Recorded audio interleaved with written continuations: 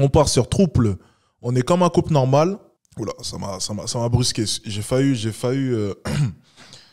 Oh, qu'est-ce qu'il faut pas lire là? On est juste toutes les trois de la chaîne, bien entendu, la chaîne légendaire.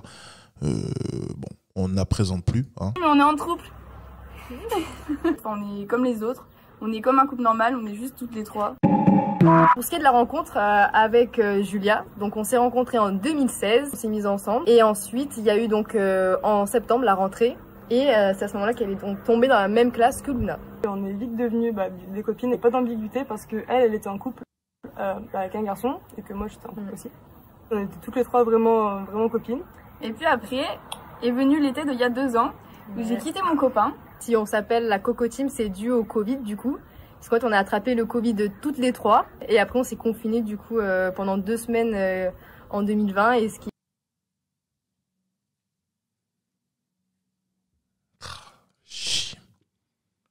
Pourquoi j'ai pas attrapé le Covid?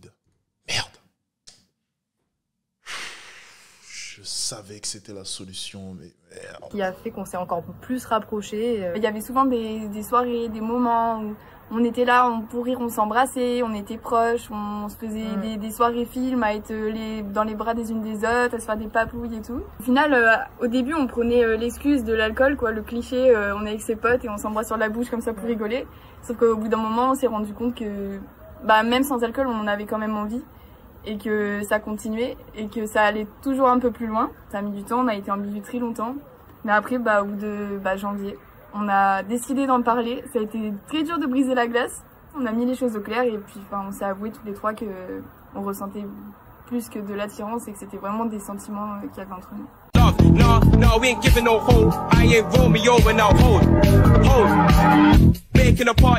Déjà tomber amoureux de quelqu'un, c'est particulier. Oh, pauvre papa. Pauvre papa.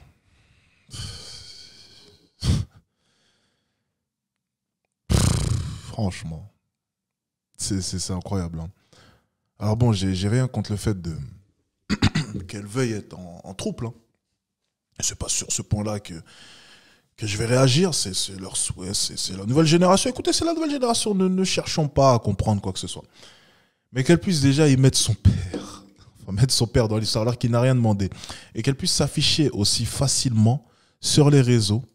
Ça montre quand même une certaine cassure dans cette société.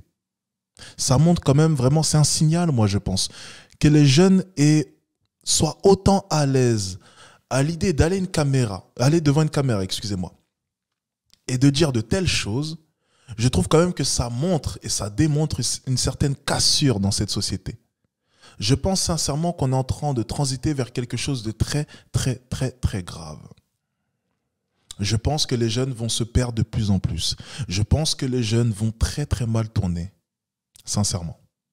C'est vraiment le seul point qui me dérange. C'est le fait qu'elle puisse se dire qu'aller devant une caméra, parler de cela, devant, excusez-moi, plus de 200 000 personnes, sans prendre en compte les vues qui ont été faites, car ça a dû être relayé sur les réseaux sociaux, et qu'elle puisse penser ne serait-ce qu'une seule seconde que ce n'est pas irrespectueux pour leur famille, pour leurs amis, pour peut-être même leurs futurs enfants, si elles en ont. Parce qu'apparemment, voilà, à ce que je sache, techniquement, il ne peut pas y avoir d'enfants pour l'instant, en tout cas, pour l'instant. Hein. Donc, encore une fois, c'est vraiment ce point-là qui va me choquer. C'est vraiment ce point-là qui va me choquer. Bon, écoutez, on commence à avoir l'habitude. Mais c'est vrai que je pense sincèrement que j'essaye d'avoir l'habitude, mais je m'y ferai jamais à 100%. Et des fois, ça peut vraiment chambouler la personne et on peut se poser 1 milliard de questions. Mais du coup, tomber amoureux de 2 personnes, c'est pas mal non plus. Au niveau des réflexions, etc., que les gens peuvent nous faire.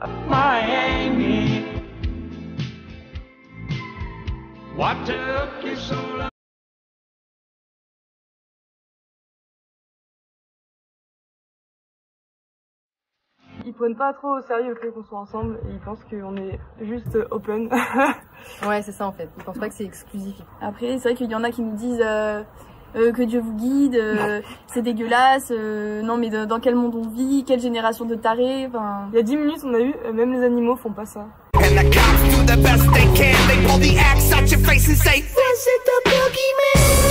commentaire qui a toujours le plus de likes sur nos vidéos, c'est impossible d'aimer 2 personnes. Mais le nombre de personnes qui trompent leur copain, leur copine parce qu'ils ressentent quelque chose pour quelqu'un d'autre, je comprends pas à quel... Ce qui me fait assez rire, c'est qu'elles veulent, de par leur dire, que ça paraisse normal. C'est ce qu'elles sont en train d'essayer de faire comprendre. Hein. Elles veulent que ça paraisse anodin aux yeux des gens, mais de leur côté, elles rabâchent cela à longueur de journée sur leur TikTok. Parce que de ce que j'ai vu tout à l'heure, hein, c'est bel et bien des TikTok, donc j'imagine que ces 3 filles sont sur TikTok.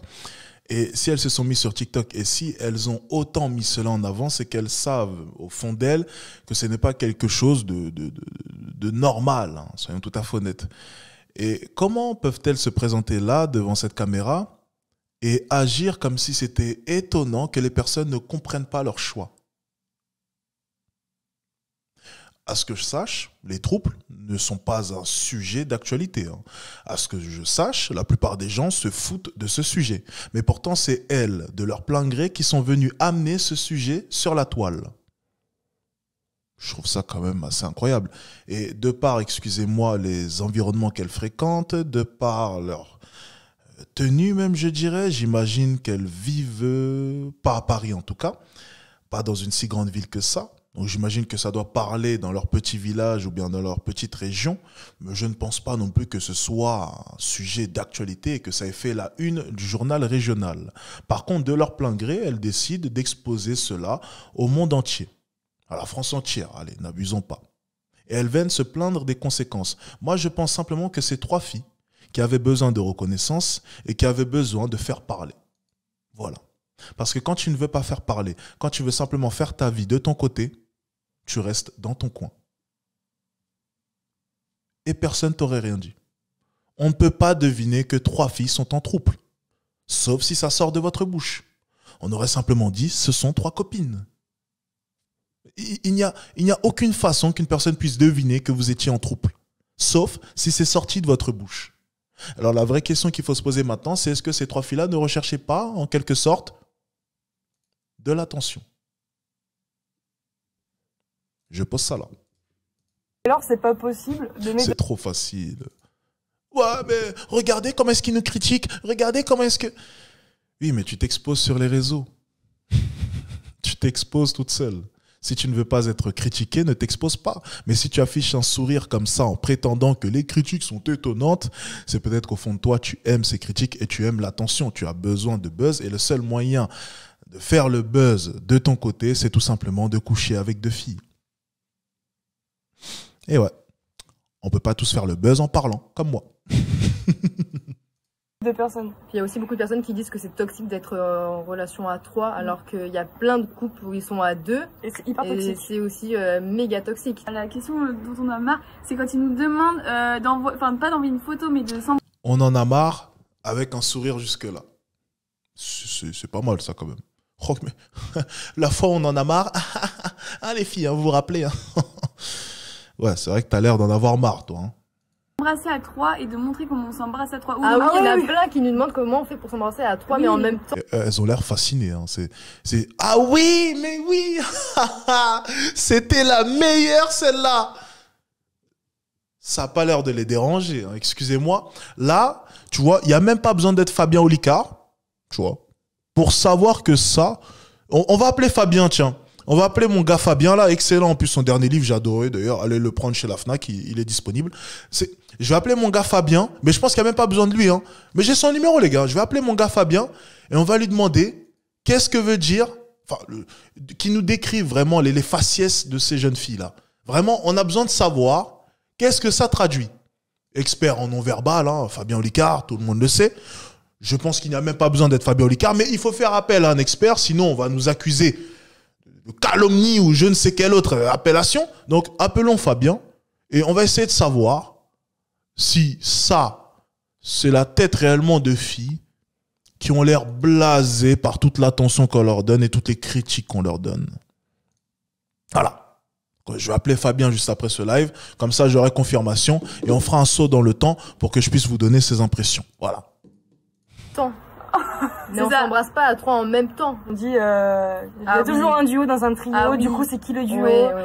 Vous êtes toutes les deux, enfin, vous étiez toutes les deux d'abord, donc forcément, Luna doit se sentir exclue. Il y en a qui nous demandent en privé si on a... Attendez, on va encore faire une fois appel à Fabien Olicard, excusez-moi. Alors, Fabien, quand celle qui est effectivement exclue du groupe se met à parler en pensant qu'elles sont vraiment un trio, alors que bien sûr, il y a toujours un duo, regardons la réaction des deux autres, s'il te plaît, Fabien. Traduis-nous le non-verbal.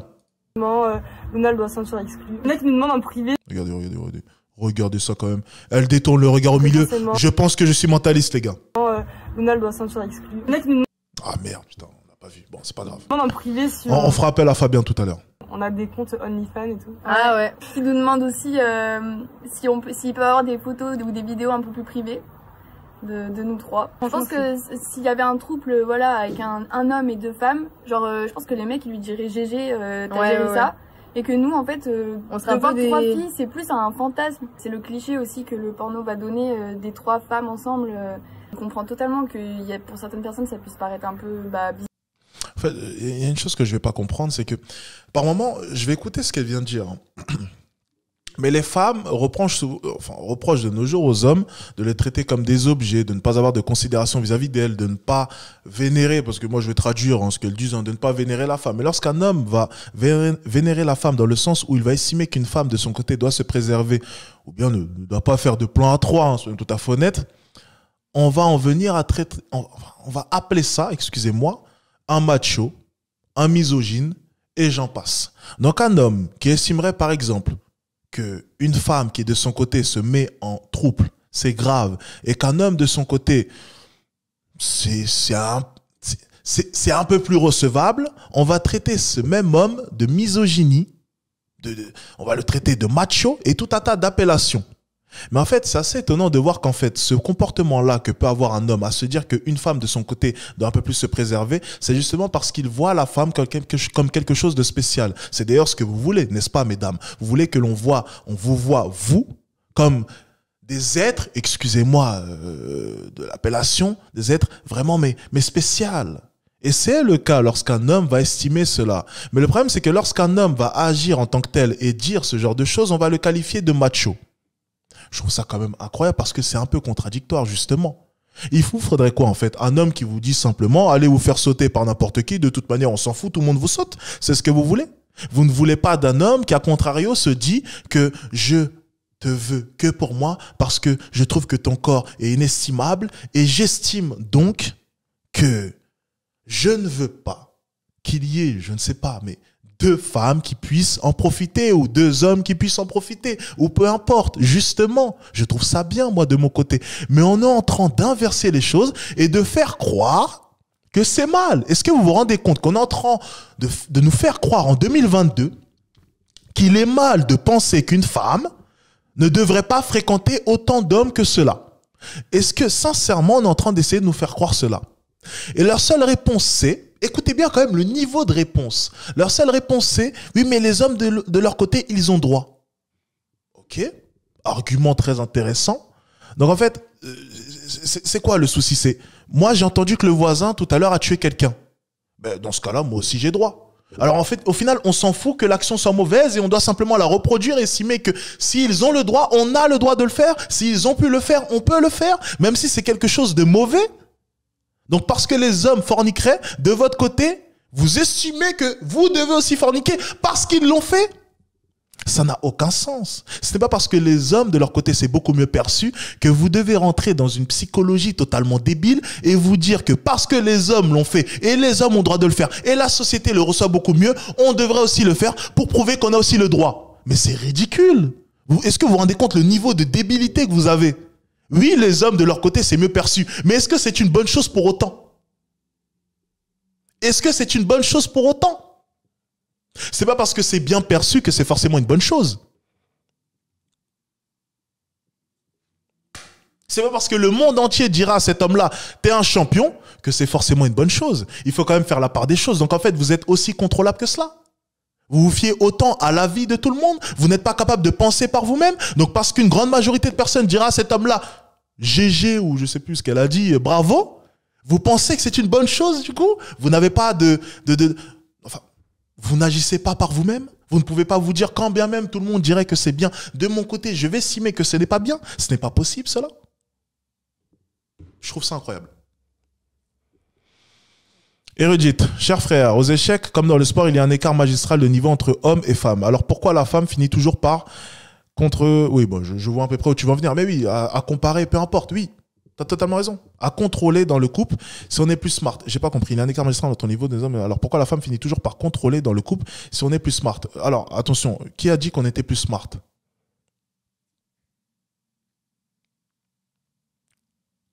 Qui a dit qu'on était plus smart? Et tu peux être smart vis-à-vis de tout un tas de choses. Tu vois, par exemple, tu peux être très intelligent. La plupart des gars, tu vois, que je vais aller voir à Sciences Po ou HEC, on va les considérer comme des personnes qui sont smart. Mais vis-à-vis des relations hommes-femmes, ils n'ont pas de compétences. Tu peux être intelligent dans différents domaines. Tu vois, tu ne peux pas détenir tout le savoir de ce monde. Et même une personne comme moi, par exemple, qui serait moins fort que toi dans tout un tas de domaines, peut être plus fort que toi dans un point bien précis. Et par exemple, les relations hommes-femmes, je suis désolé, mais à ce niveau-là, les hommes sont bien moins smart. Enfin, soyons tout à fait honnêtes. Niveau relations hommes-femmes, les femmes dominent depuis fort longtemps. Donc, tu compares les échecs aux relations hommes-femmes. Mon ami, je pense que ta comparaison est un peu farfelue. Ne compare pas tout. Attention. Ça n'a aucun rapport, sincèrement. Je pose ça là. Alors. Bizarre ou insolite et qu'ils se disent bon bah moi jamais de la vie je pourrais et nous on respecte. Bah oui. Enfin, on leur force pas à adopter notre mode de vie et à faire comme nous. Je trouve qu'on fait de mal à personne et ça doit pas être mal d'aimer une personne, deux, ou 10 ou 25 et des choses tellement plus graves dans la vie et les gens ils s'acharnent sur des gens qui s'aiment, c'est pas normal quoi. Hey. Ok. Bien. Alors, c'est pas ce qu'elle a dit. Elle a juste dit que c'était mieux perçu. Ça veut pas dire que c'est pour ça qu'elles font ça. Je t'ai déjà expliqué pourquoi est-ce qu'elles font ça. Dans tous les cas, ça a été déconstruit de ma part. Et encore une fois, tu vois, c'est pas ce qu'elle a dit. Elle a juste dit que c'était mieux perçu. Je suis simplement en train de te dire que ce n'est pas un argument avancé. Parce que c'est totalement débile comme argument. Tu vois, c'est totalement débile. Le problème n'est pas si c'est mieux perçu ou non. La vraie question qu'il aurait fallu lui poser, c'est que est-ce que tu estimes que c'est juste ou non? Est-ce que tu estimes que c'est valorisant ou non? Est-ce que tu ne penses pas qu'il y a un petit problème quand même quelque part? Parce que avancer à chaque fois comme argument que l'autre l'a fait, ce n'est pas un bon argument. Ou bien que de l'autre côté, c'est mieux perçu, ce n'est pas un bon argument. Ce que je suis simplement en train de te dire, c'est qu'on fait des comparaisons constantes, mais ça n'a pas réellement de sens.